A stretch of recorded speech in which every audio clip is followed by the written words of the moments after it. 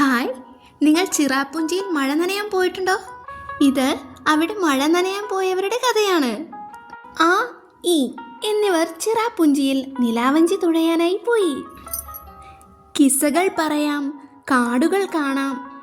കൂട്ടിന് ആളില്ലാതെ പോകാൻ മാറ്റിവെച്ച ആ യാത്രയിൽ കഥകൾ നിലയ്ക്കാത്ത, മഴ തോരാത്ത ചിറാപ്പുഞ്ചി കാണാം.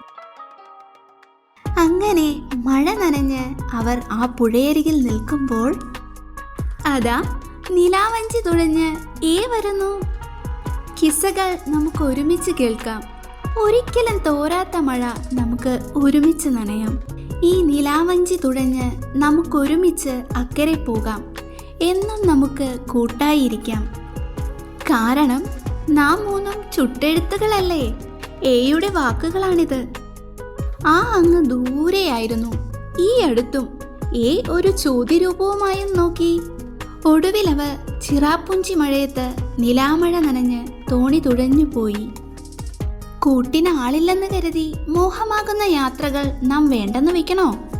വരൂ, നമുക്ക് ചിറാപ്പുഞ്ചിയിൽ മഴ നനയാൻ പോകാം.